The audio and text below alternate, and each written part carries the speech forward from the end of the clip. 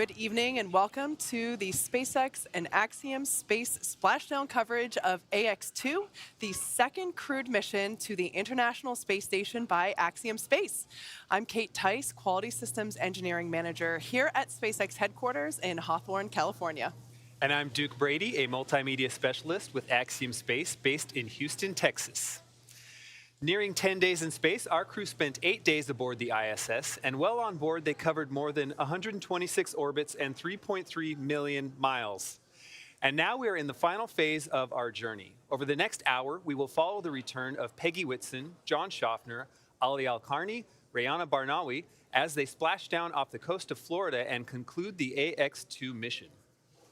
Now, we're hoping to bring you live views from our crew soon, but we don't have those views just yet due to ground station coverage. But since departing the International Space Station at 8:05 a.m. Pacific time, the crew had a brief off-duty period where they got to hang out a little bit before preparing the cabin for the final part of their journey home, and also put on or donned their spacesuits and completed successful suit leak checks. Now, over the last 11 hours, Dragon has been moving the vehicle into position for re-entry with a downhill phase burn, a short firing of Dragon's Draco thrusters to lower the spacecraft's altitude in advance of returning to Earth. That's what you see there with that animation on your screen. Next up will be jettisoning the trunk, which is that cylindrical unpressurized part. Once that trunk detaches, we will use the forward bulkhead thrusters to perform the deorbit burn. Of course, re-entry burn follows thereafter, and then we will see the drogue parachutes followed by the main parachutes deploying, and then finally with splashdown. Now, this animation shows us splashing down in the Atlantic Ocean, but we are actually going to be re-entering and splashing down on the Gulf side. We are targeting a splashdown location of Panama City. So just a quick note there about that location. Right. And when it does splash down, SpaceX knows exactly where Dragon is expected to land, with recovery teams pre-positioned in the area. These teams are trained to get to the Dragon spacecraft quickly, secure it, and then hoist it aboard the main recovery vessel. From there, crews will open the hatch and help Peggy, John, Ali, and Rayana out of Dragon freedom. And it'll be a super exciting moment. That will be the first breath of fresh air that they've had in 10 days. Absolutely. I'm sure it's going to smell different than station. The AX-2 mission has been remarkable from start to finish in so many ways, really. This mission is the culmination of years of hard work between both government and private entities to expand opportunities for countries, institutions, industries, and individuals around the world to partake in meaningful science, research, manufacturing, and STEAM-related activities in space. And this crew has certainly stayed busy with many of these kinds of efforts while on station. Yeah, let's take a moment to properly introduce our crew. The AX-2 mission is commanded by retired NASA astronaut Peggy Whitson. Born and raised in Beaconsfield, Iowa, she was inspired along with the world when she watched the Apollo 11 crew walk on the moon. She has since become the most experienced American astronaut and one of the most decorated.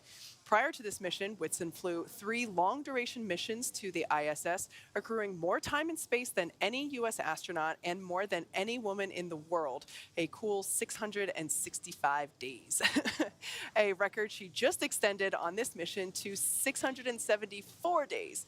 Now, not only does she serve as the commander for this mission, but Peggy also serves as the director of human spaceflight for Axiom Space. The pilot for AX-2 is private astronaut John Schaffner. Born in Alaska and raised in Kentucky, Schaffner has become the first Alaskan to go to space.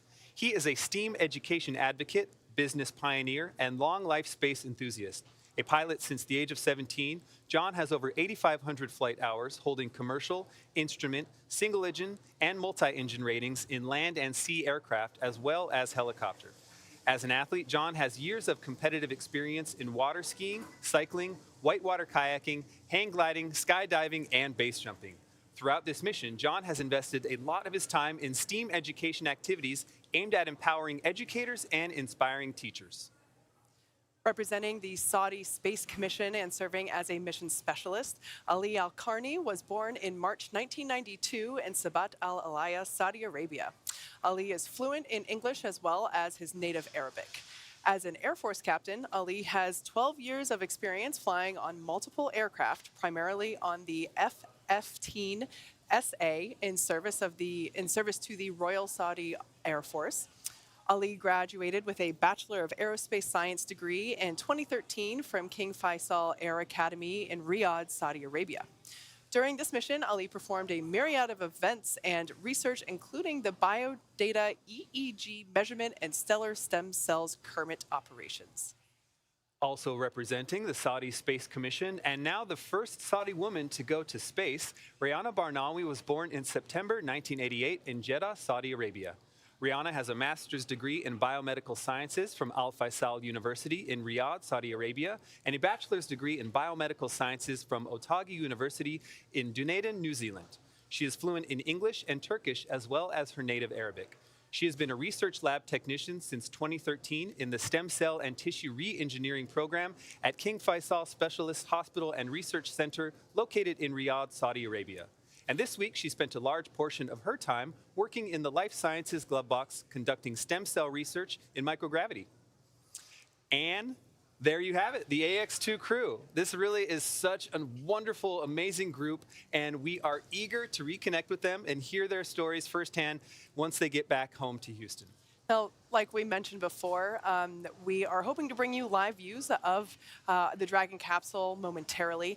Now, I do want to note that a few minutes ago, the SpaceX teams did pull go for deorbit burn.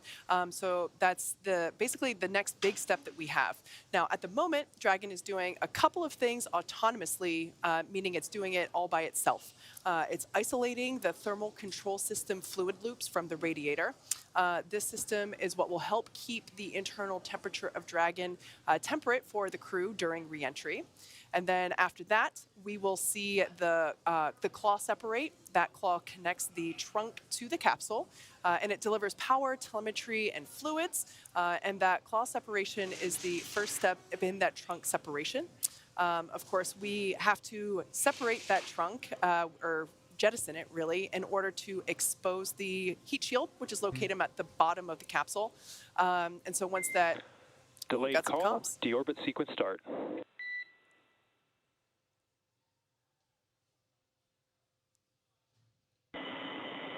Copy. All right, so there that call, just letting us know that that deorbit burn, which will last for about 13 minutes, is now underway.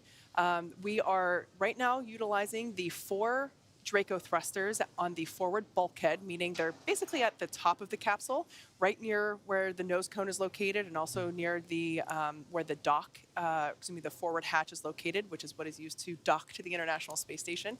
So those 4 Draco thrusters are firing. That will last for about 13 minutes. Once that's complete, we will close the nose cone, and once that nose cone is closed, that we will basically be ready. The Dragon will be physically configured for reentry. Now, we are expecting today to have a loss of signal, or LOS, and that basically is a lot of friction building up on the exterior of the capsule as it is reentering the Earth's atmosphere, and basically resulting in a buildup of super hot plasma. Now, we will be flowing cooled nitrox, or nitrogen oxygen. Nominal trunk jettison. Great news. Draggy copy.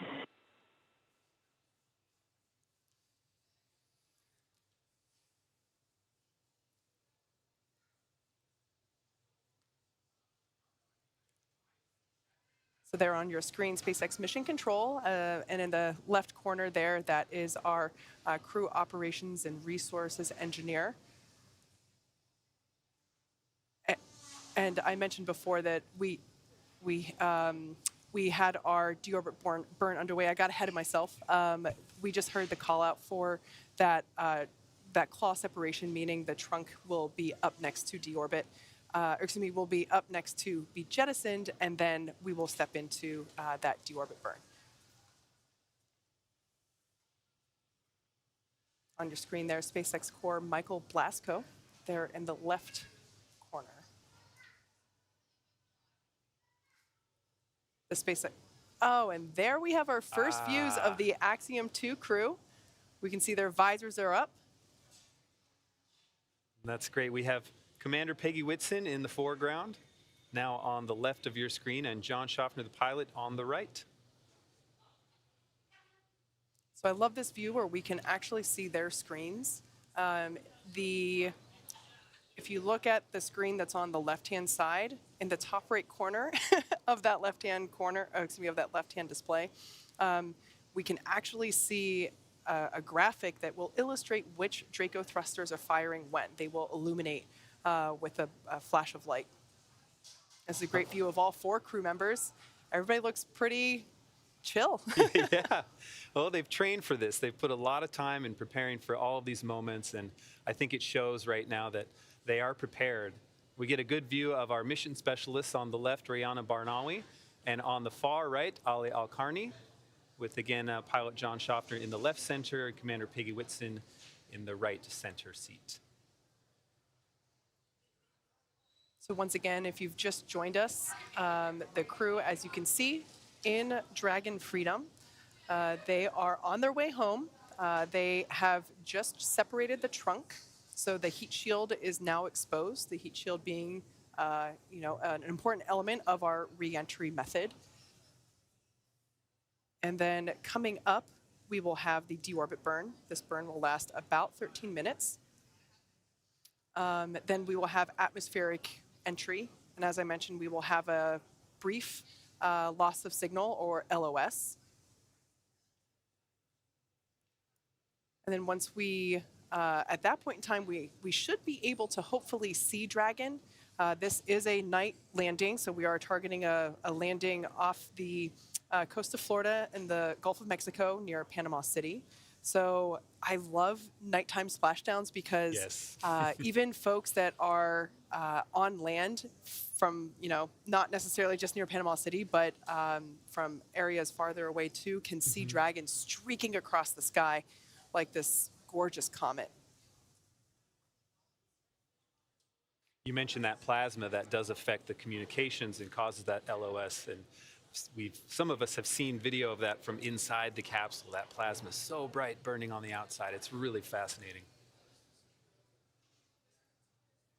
Yeah, as I mentioned before, there's basically a buildup of friction that occurs around the exterior of the capsule while we are re-entering the Earth's atmosphere because we're going so fast. That atmosphere is actually helping us by helping to slow the capsule down significantly prior to the parachute deploy.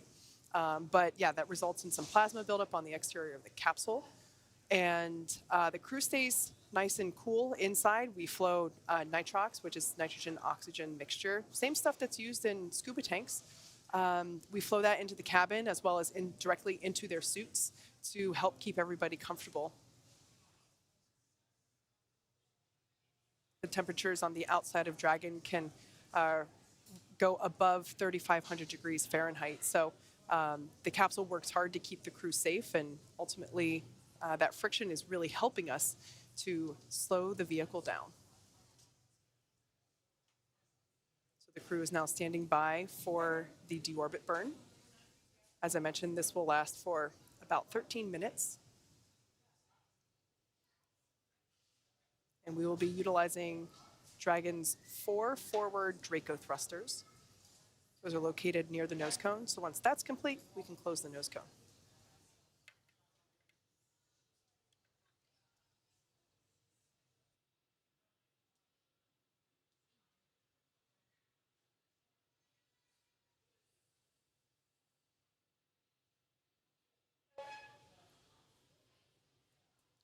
And the deorbit burn is now in progress. As I mentioned before, this burn is expected to last for about 13 minutes. Quick recap. We, just within the last 10 minutes, Dragon jettisoned its trunk and initiated that deorbit burn just a minute or two ago. On the view where we have, where we're looking between pilot John Schaffner and Commander Peggy Whitson's shoulders, we can actually see those Draco thrusters firing on their display screens. I love being able to see that. I'm sure it gives them another, layer of confidence. It's probably great, even though it's an autonomously operating vehicle. Oh, there we go. There's another shot of it. It's nice to have that visual reference. The crew appreciates it as well. And then the center screen showing where they are in their trajectory home as well. Now this deorbit burn is the last time that those 4 forward Draco thrusters will be firing. Dragon has not yet entered the Earth's atmosphere. This deorbit burn is basically what lines the vehicle up and puts it on its final trajectory home to the landing site, which, as I mentioned before, is off the coast of Florida near Panama City. And as we can see, the crew using their screens to keep tabs on the burn duration, the Draco thruster firings, and then, as I mentioned before, trajectory details such as entry angle, capsule perigee, how much distance remaining until deorbit burn termination. As I mentioned before, Dragon is autonomous, meaning it's flying itself. So right now, all the crew has to do is stay strapped in their seats and keep tabs on things.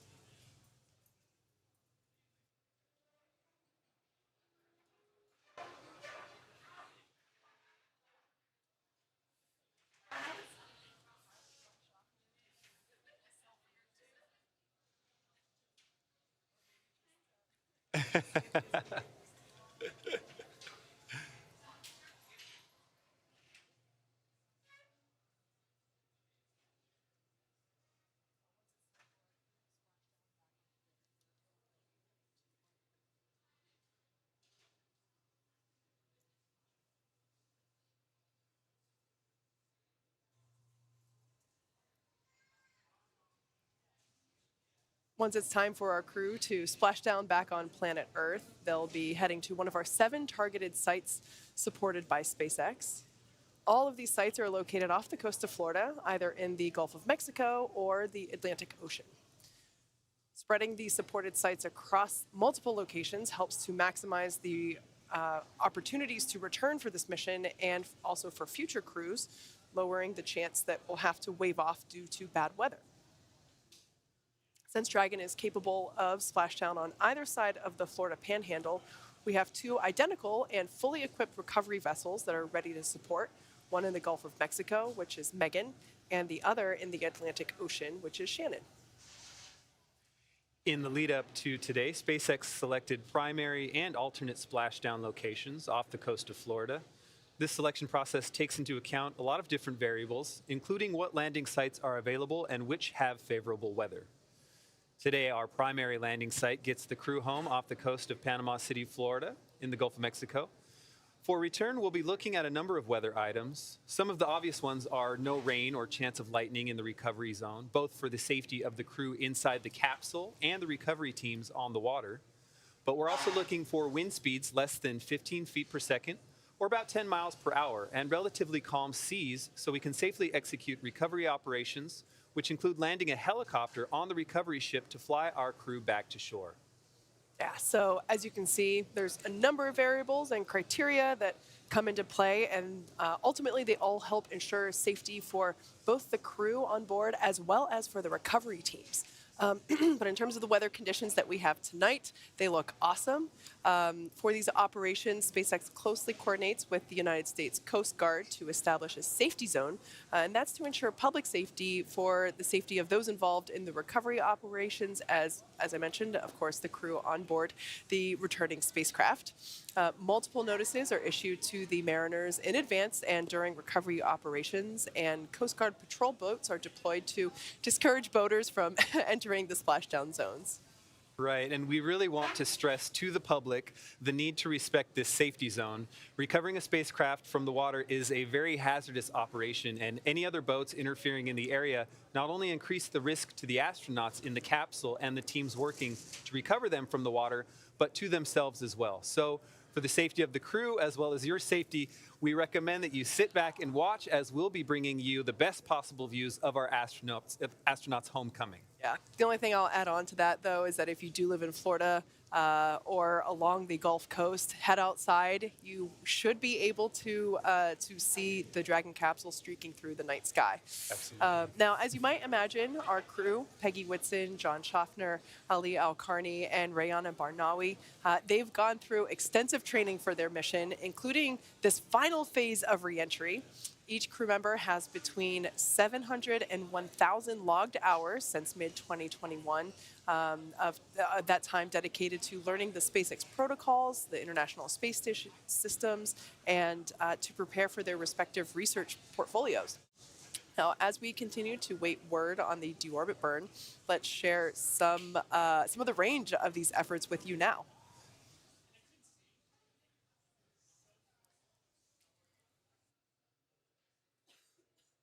Private astronaut training is quite rigorous. To prepare for the AX-2 crew mission, our team at SpaceX, their teams at SpaceX, had to spend the last several months teaching the crew about orbital mechanics, right? That's absolutely right. They also learned how to live in microgravity and running simulations of full missions from inside our Dragon training capsules. The training program includes nearly 100 different lessons covering all aspects of the flight. And list goes on. You guys did such a great job with our crew here. They actually had so many other people they got to visit too. The AX-2 crew spent time in simulators like this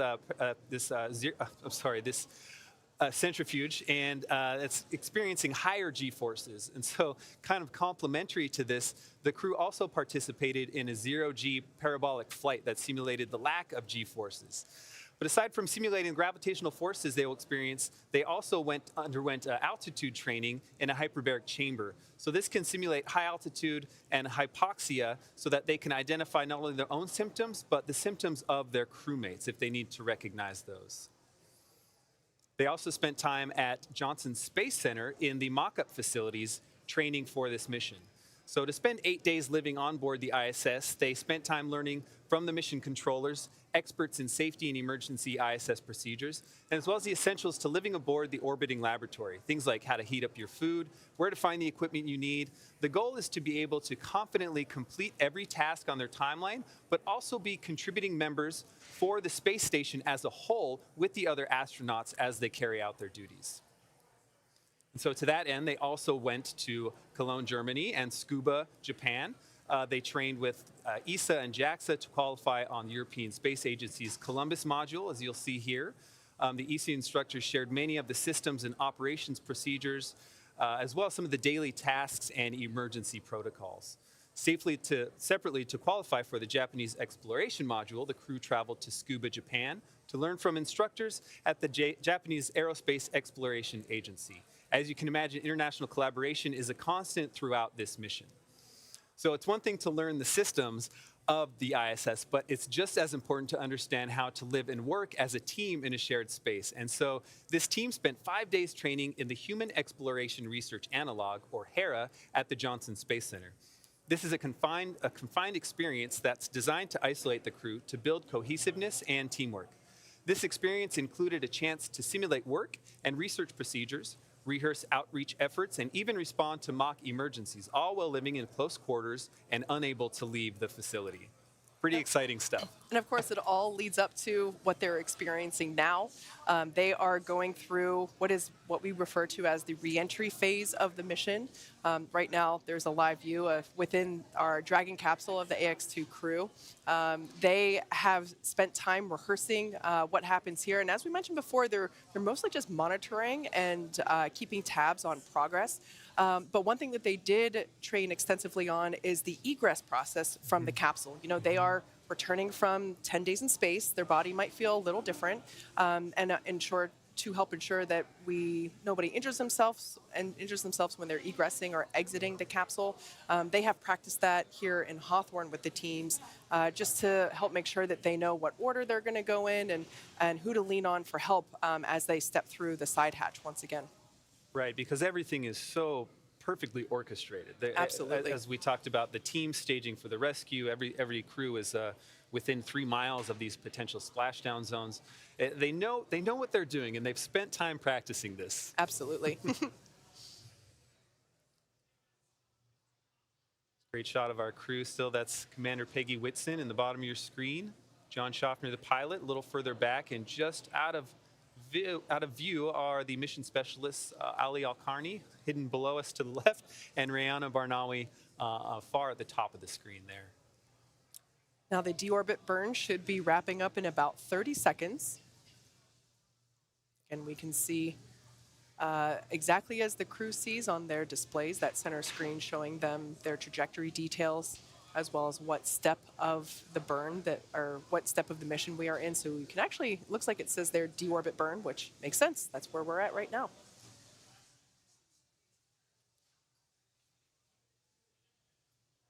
After deorbit burn completes, we will close the nose cone. That will be the final physical change of the Dragon capsule prior to reentry. Of course, the nose cone is, as the name suggests, it's the cone at the top of the capsule. And while it's been in space, it has been open to help expose those forward bulkhead Draco thrusters, as well as Deorbit burn complete. Performance nominal. Nose cone closure initiated. Dragon copy. oh, that's great news. We love nominal. So as I was talking about, that nose cone is now going to be shut. In the background, Dragon will also be inhibiting those forward bulkhead Draco thrusters that we just used to complete the deorbit burn. That ensures that it's safe to latch the nose cone shut for reentry. Also, the vehicle has initiated the nitrox suit purge. This will help keep the crew cool and comfortable during reentry, which looks like is coming up in about 25 minutes. At this point, as we just heard, nose cone is closing and protecting that forward hatch for will be protecting the forward hatch throughout the reentry phase. And the crew using their screens to monitor the progress. And actually, that's a live view of the nose cone closing in.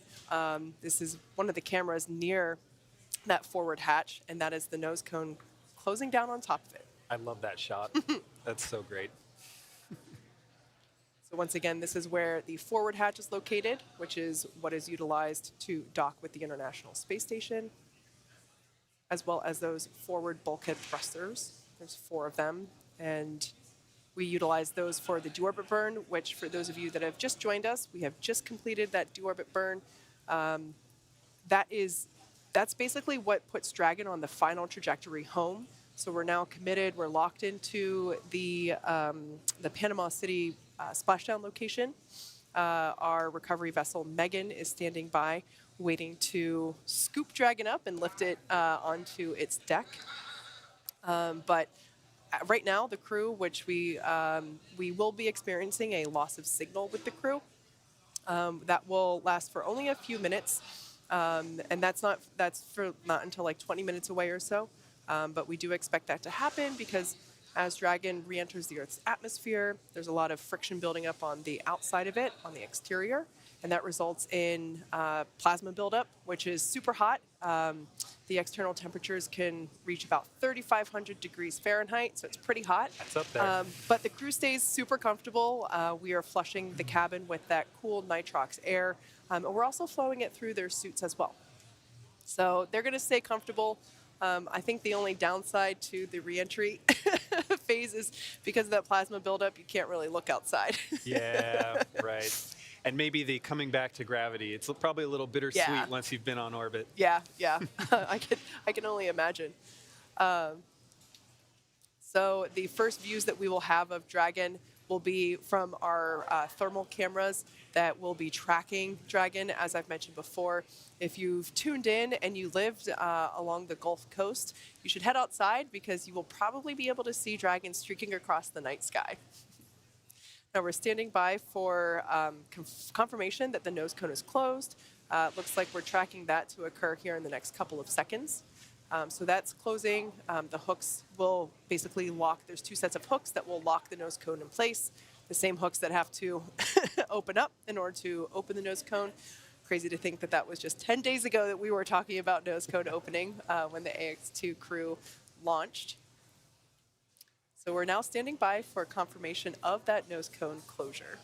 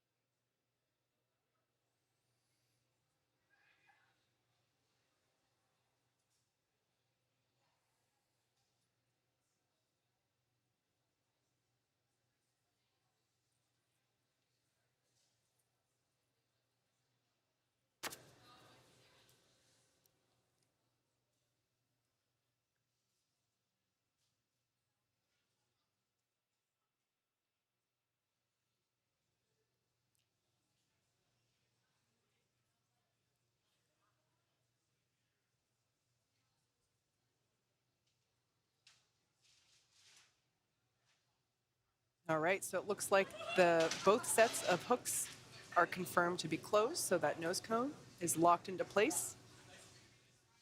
Now, as we begin the second half of entry, Dragon is now beginning to flush nitrox into the cabin and continuing to top off the AX-2 crew's suits with that cool air. Again, that's what will allow the cabin temperature to remain comfortable while the external temperatures reach 3,500 degrees Fahrenheit. Now, the heat shield, which is the structure that was exposed when we jettisoned the trunk from the Dragon capsule, that heat shield is pointing forward, pardon me, which basically leads the capsule to the landing site. That heat shield is comprised of PICA 3.0, which stands for Phenolic Impregnated Carbon Ablator. First gen PICA was actually first developed by NASA for studying and sampling comets within our solar system. SpaceX partnered with NASA to develop PICA X, which was the second generation product used on all Dragon 1 cargo resupply missions that successfully resupplied the space station on 20 missions. And then PICA 3.0 was developed specifically for use on Dragon 2 crew and cargo missions with enhanced structural and thermal properties that optimized the heat shield and drove down costs and mass. So the remainder of the Crew Dragon capsule is comprised primarily of SpaceX proprietary ablative material. It's another class of thermal protection, which is lighter weight versus the PICA, and it also protects the underlying composite structure during reentry to ensure structural capabilities are maintained. So that's the white stuff on the side of the Dragon capsule. Now, while Crew Dragon will experience temperatures well over 3,000 degrees, I said before, it gets about 3,500 degrees Fahrenheit during peak reentry conditions. The characteristics of the TPS, which stands for Thermal Protection System, coupled with the environmental control and life support system in the pressurized interior, all of that will ensure that the AX-2 crew will stay cool and comfortable during all phases of reentry through splashdown, and also helps ensure that we can reuse this capsule on future missions as well. Yeah, love it. Well, if you watch the launch webcast of AX-2, you know that one of the goals of Axiom Space is to find new ways to promote and foster the creation of space-themed art. Over the course of this mission, Axiom Space 3 has been releasing digital collections from artists on our Web3 platform. Axiom Space 3 is a token-gated community network that allows members to collect premium, space-inspired collectibles and engage with astronauts, space technology professionals, and Web3 entrepreneurs building at the intersection of deep tech industries. For this mission, Axiom Space and ArtBlocks Engine announced a groundbreaking partnership that will see the launch of a space-infused NFT collection. Nose cone secured for entry. Oh, nice on the loops there. Dragon copy. That is a good update. That nose cone is locked and loaded. Locked and loaded. And back to the NFT collection. This is a piece called Imagine by Nadia Bremer. Nadia Bremer is an art block artist, astronomer, and data visualization designer. This new ArtBlocks Engine collection features a 222-piece algorithmically generated collection that showcases imaginary maps of the stars with unique constellations. To make this collection even more unique, the digital art has been initiated from the ISS by AX-2 Commander Peggy Whitson during this mission. You can grab one of these beautiful digital star maps beginning on May 31st at 1 p.m. Eastern Time. Additionally, the AX-2 digital art collection featured work by Thank You X, an American artist out of Los Angeles, California. Thank You X sent up a piece of his physical art canvas to space titled Urge for Perfection and released a commemorative NFT called AX-2, which celebrates this mission and the canvas going to space. This NFT was available throughout the mission with sales closing at Splashdown. These collaborations with digital artists and brands bring a new level of creativity and inclusivity to the commercial space industry. For more on this and all of our digital collectible activities, visit nft.axiomspace.com. At Axiom Space, we are hard at work building the next destination in low Earth orbit. Axiom Space is being designed as a true continuation and evolution of the International Space Station. With so much knowledge gained over the last 20 plus years, Axiom Space's goal is to build upon the successes and lessons learned over that time while expanding access to low Earth orbit for more countries, institutions, industries, and individuals than ever before. With Axiom Station currently under construction here, we have an update for you on the growth and development of what we intend and how we are going to be the first commercial space station.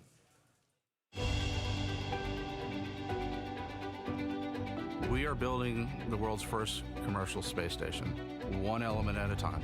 We think that what we're doing is for everyone, everywhere. This is a global endeavor.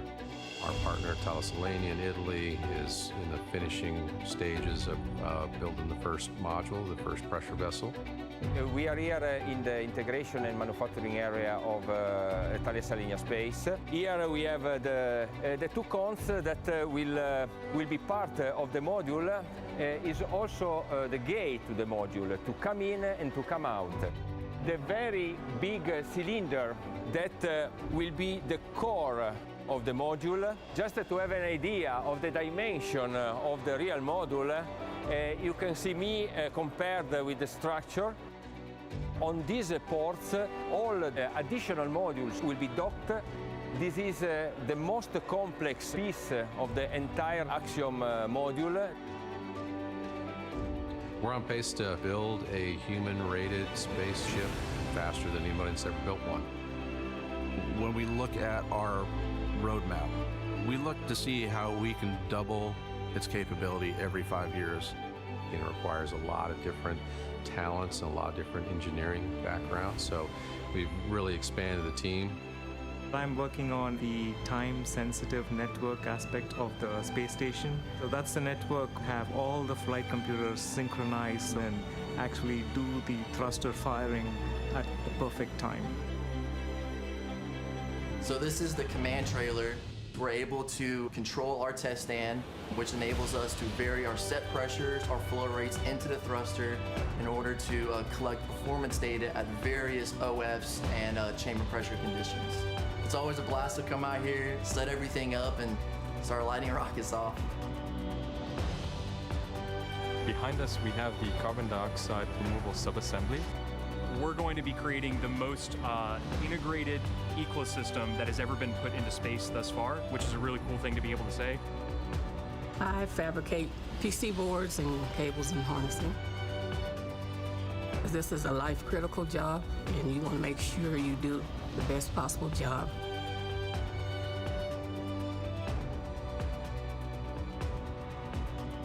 In 15 to 20 years from now, we're going to be surrounded by objects that we can't imagine how we live without, that were manufactured in space. I think there's another promise too, and that's why I'm really excited about the AX-2 crew. There is this effect that people have gone to space and had. This is called the overview effect. Many people have come back profoundly changed because of their experience. And I think the more people that we can have that see the world as the whole world, the better off we all are.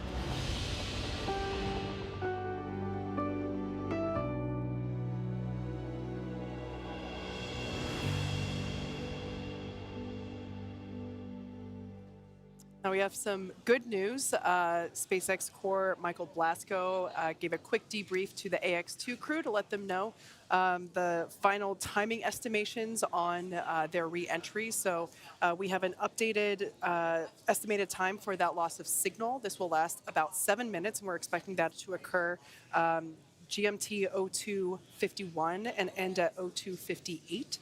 So again, lasting 7 minutes. We did hear that weather conditions are, direct quote, outstanding. So that is excellent. Once again, it sounds like this will be super visible across the Gulf of Mexico. Once again, we are targeting a landing at around Panama City. So head outside and watch it. It's going to look awesome. Well, while we wait for more updates, here's a fun list the teams put together about the mission. 15 things to know. A few things that we want to know about this mission. The crew conducted over 20 microgravity research projects. Some of the research conducted on the mission included studying immune dysfunction in tumor organoid models that can help predict and prevent cancer, investigating how commercial spaceflight crew members adapt to microgravity, and exploring how weather modification works in low gravity conditions. The crew held STEAM events with students all over the world. More specifically, they conducted a series of live science demonstrations with students on Earth through amateur ham radio events, a student art competition from space, and engaging in student-led projects with universities like MIT. While docked to the ISS, they orbited the Earth 126 times and traveled a mere 3.33 million miles. AX-2 was the first commercial mission with both private and government-sponsored astronauts. Peggy Whitson is now the first female commander of a private space mission, adding to her accomplishment as the first female commander of the ISS and extending her record for the longest cumulative time in space by an American astronaut to 674 days across her 4 flights. Ali Al-Karni and Rihanna Barnawi are the first Saudi astronauts to visit the ISS, and Rihanna Barnawi is the first Saudi female to go to space.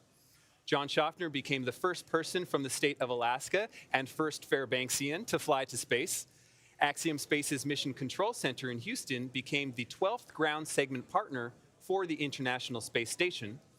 For the first time, induced pluripotent stem cells were manufactured in space by astronauts. By studying stem cells in space, we can address the challenges that currently limit us as we study these cells in regenerative medicine across low Earth orbit and down here on Earth. Have a nice live view of our crew in the capsule. Again, you see our mission specialist, Rihanna Barnawi, on the left, followed by pilot John Schaffner, Commander Peggy Whitson, and on the far right, mission specialist Ali Al-Karni. On that far left, Rihanna Barnawi conducted 7 consecutive days of life science glove box operations during her 8-day docked mission time frame. So plenty of fun firsts and amazing work done by this crew during their mission.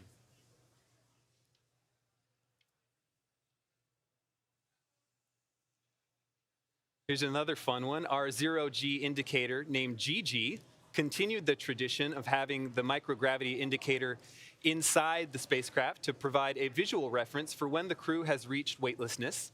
As the 5th crew member of AX-2, Gigi's mission is to inspire children around the world to learn about space. Gigi is a Build-A-Bear teddy bear wearing Axiom's AX-EMU spacesuit, just like the ones that NASA astronauts will wear on future missions to the moon.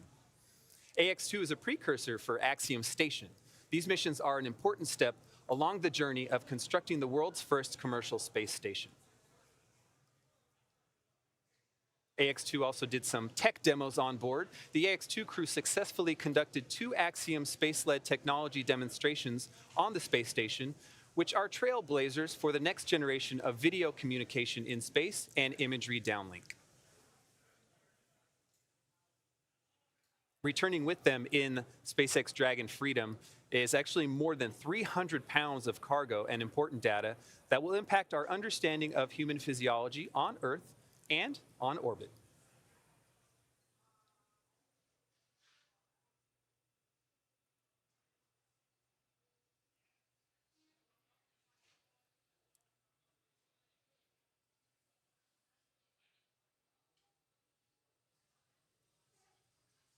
As of right now, we can see AX-2 crew are in their suits, in their seats. They're continuing to follow progress on their tablets and the display screen above their head. We have an anticipated loss of signal coming up in about 12 minutes, a little bit, almost 13 minutes. Or excuse me, that LOS will occur in 6 minutes, and we expect that to last for 7 minutes total. And we have an anticipated splashdown time of 8:04 p.m. Pacific, 11:04 p.m. Eastern Time. So up next will be that communications blackout period.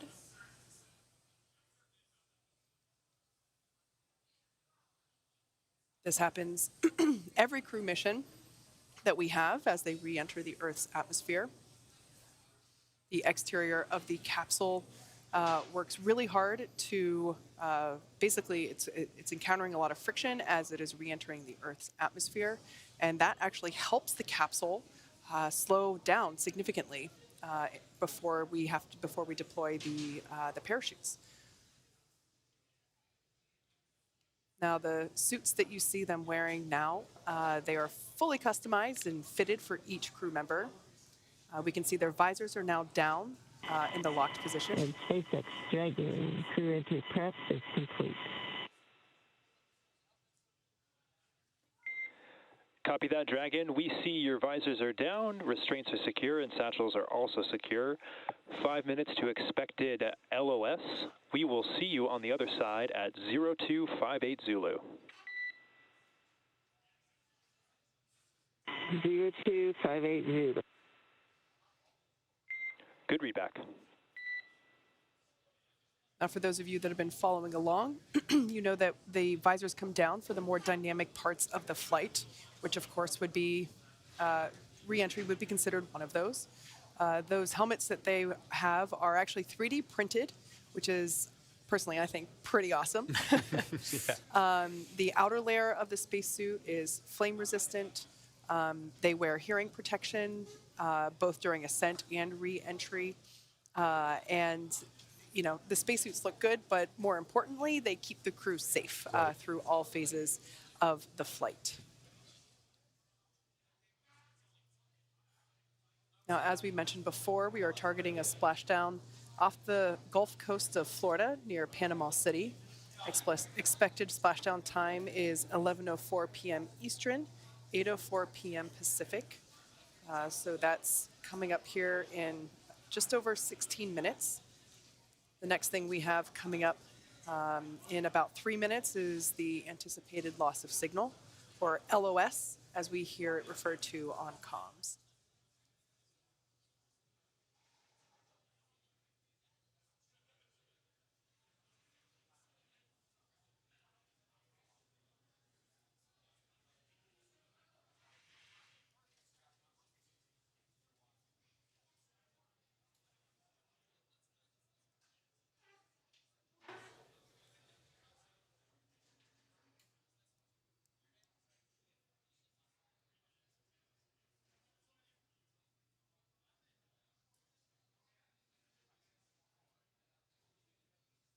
That's a live view of SpaceX Mission Control here in Hawthorne, California.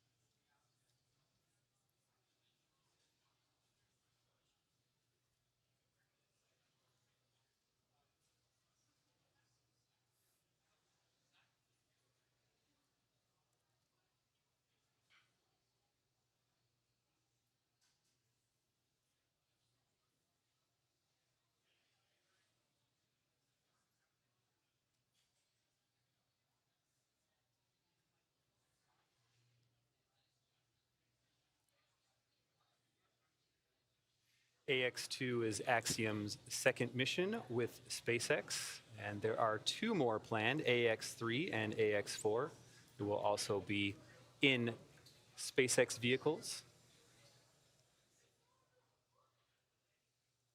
Back at Axiom headquarters, Michael Lopez Alegria, our chief astronaut, is our commander for AX-3, and he is already in training. Mike Lopez Alegria, also known as MLA.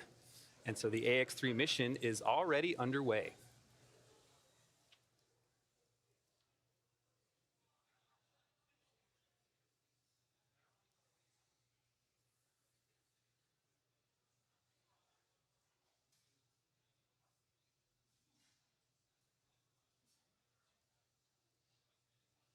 So we're now coming up to the anticipated loss of signal, or LOS.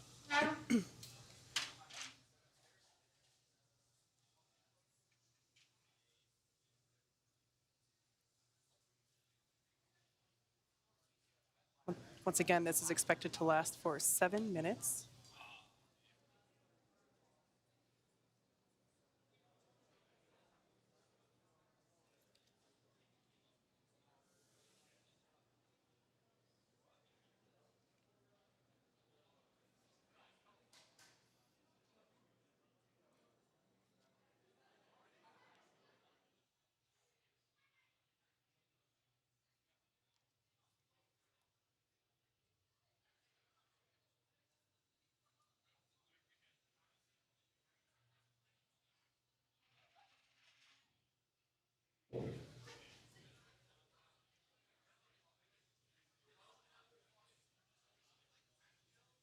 All right, so at this point, we are entering the communications blackout period, or LOS, loss of signal. This will last for 7 minutes due to plasma formation around the exterior of the spacecraft. During this time, no vehicle telemetry is received by mission control or the recovery team, and no external commanding of the vehicle or voice communication is possible. As a reminder, Dragon is designed to fly itself and continues to autonomously use Draco thrusters to orient itself during the re-entry phase. During re-entry, the vehicle will be slowing down from orbital velocity, which is about 17,500 miles per hour, and it will basically continue to decrease a lot of that deceleration occurring during this atmospheric re-entry. And then the top temperature for Dragon, as I said earlier, exterior temperatures reach about 3,500 degrees Fahrenheit. So the crew remains comfortable as we are flowing nitrox, cool nitrox air, both into their suits as well as into Dragon's interior cabin. So while it gets toasty on the outside, and we will see the evidence of that once we get lights shining on Dragon and it's lifted up onto the deck of our recovery vessel, Megan, we will actually be able to see the ablative material on the exterior of the capsule. It'll have some charring on it, which is a good indication that it worked. I like to call them toasted marshmallows. That's the kind of brown patina it reminds me of. So once again, we are in the anticipated communications blackout period. We have about 4 minutes remaining. Total runtime for this blackout period is 7 minutes, so we're roughly about halfway through. In previous crew returns, we have sometimes regained communication faster than expected, so probably in a couple minutes we might hear SpaceX core Michael Blasco start hailing the crew to see if we can regain those communications. Now, our first views of Dragon, hopefully we'll be able to bring them to you soon, but they will be the thermal cameras that will be tracking Dragon's re-entry. If you live on the Gulf Coast, it should be visible, streaking across the night sky. Once again, we have an anticipated splashdown time of 11:04 p.m. Eastern, so about 10 minutes from now. Now at about 18,000 feet in altitude, the drogue parachutes will deploy. And after that, around 6,000 feet altitude, we will have the main parachute deployment.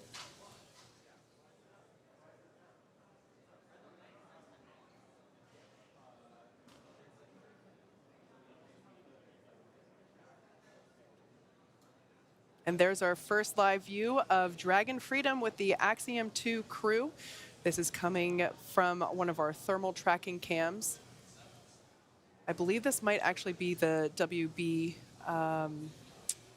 plane, the WB-57 plane from NASA. This is a thermal imaging tracking cam.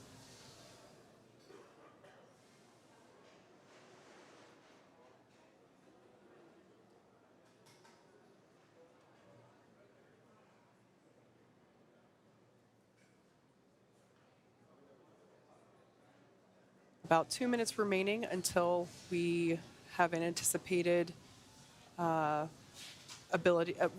when we anticipate being able to restore communications with the crew. Once again, the buildup of plasma on the outside of the capsule prevents any communications going to or coming from the Dragon capsule.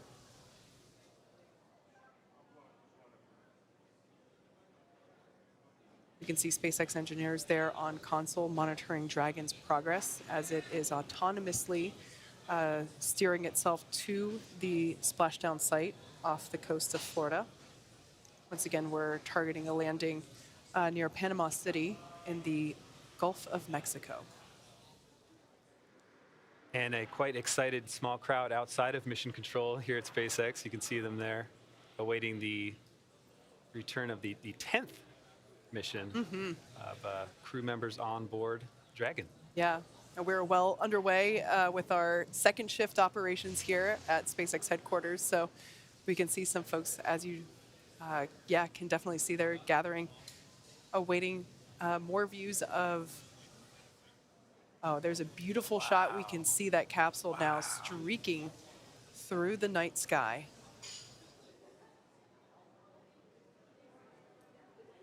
I believe this camera view might be coming from the recovery vessel or from one of the aerial assets that we have in the area. We're now coming up to the end of the expected loss of signal. So we're now moving toward AOS, or acquisition of signal. That's incredible. And we should probably hear SpaceX core Michael Blasco start hailing. Dragon, SpaceX, comm check.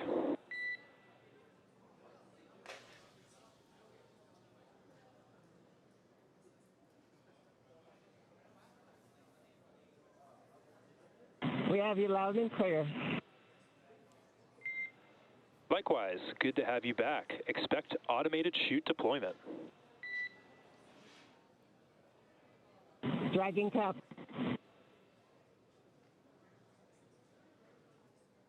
All right, great news there. Those communications have been restored with the Axiom crew. The next event we have coming up. GPS has converged. Expect nominal altitude for drogue chute deploy. Copy. Nominal altitude for drogue chute deploy with GPS. Now we expect those drogues to deploy when the Dragon capsule is around 18,000 feet in altitude. And we're roughly a minute and a half away from deployment.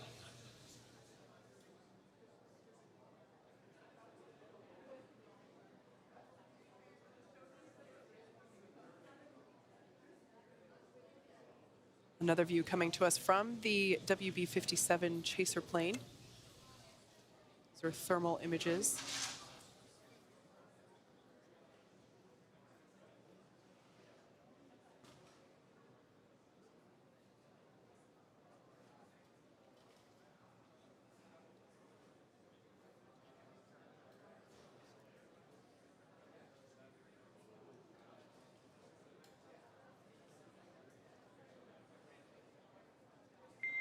Brace for drogue window.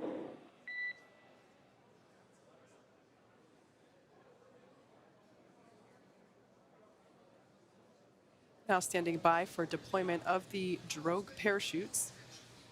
These will be the first of two sets of parachutes that will deploy to help further slow down the Dragon capsule.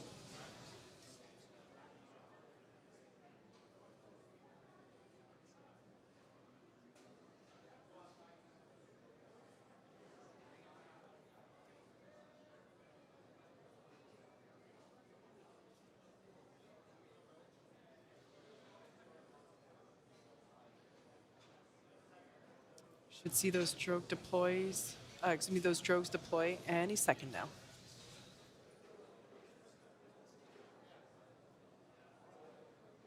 Looks like they're going now.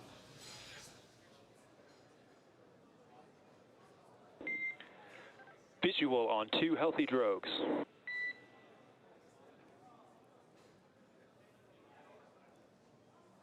Dragon copies. 2 healthy drogues.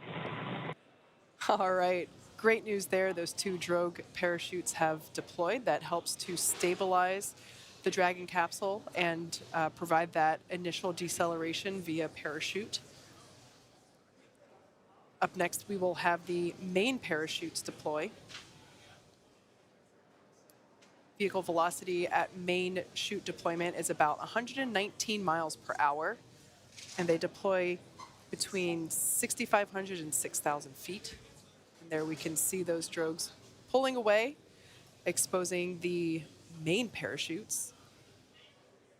There are 4 main parachutes on the Dragon capsule, and it looks like those are now expanding, that reefing. Main chute descent rate nominal.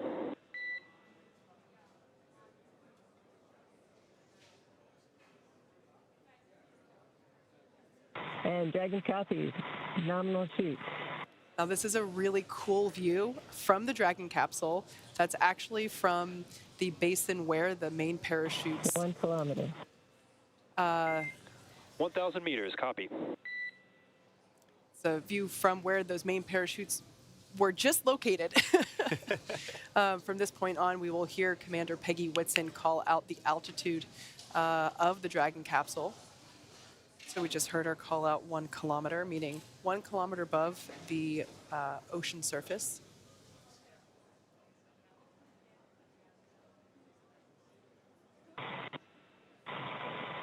$800. Copy, 800.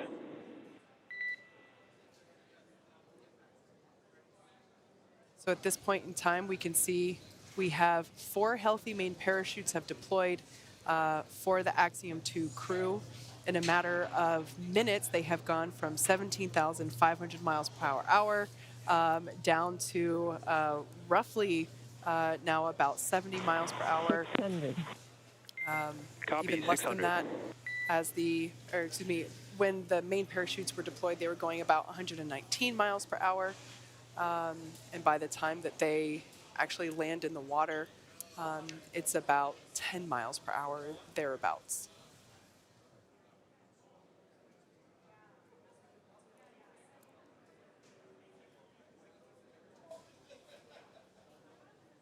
$400. Copy, 400 meters.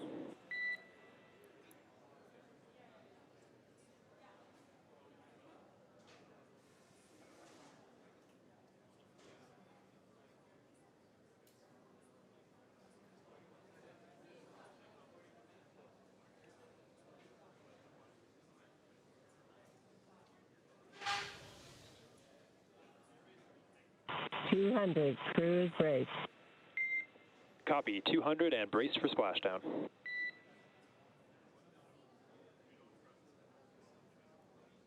Right, standing by for splashdown of the AX-2 crew.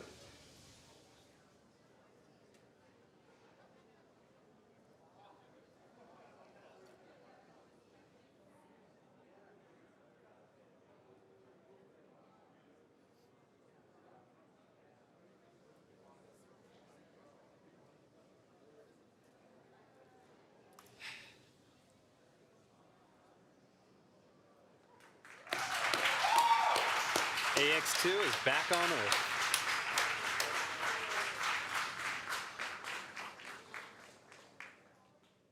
As you can see on your screen, visual confirmation for splashdown of our Dragon spacecraft.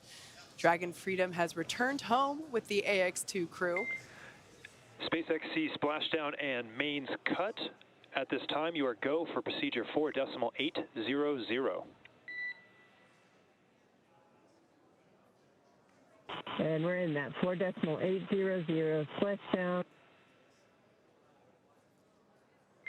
SpaceX sees this. We're in water uprighting.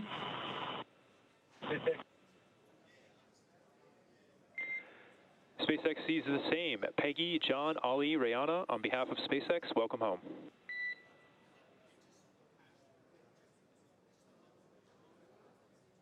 Well, in SpaceX, we would like to tell you that was a phenomenal ride. We really enjoyed all of it. You are the best. As you can see on your screen, the SpaceX recovery team and vessels have been waiting for Dragon splashdown, which they made on time just 1 minute ago at 8:04 p.m. Pacific. They will now make their way to the splashdown location. The teams have been ready and waiting about 3 nautical miles away. So, And SpaceX, Dragon, we feel like we're probably in stable 1. Copy, stable 1.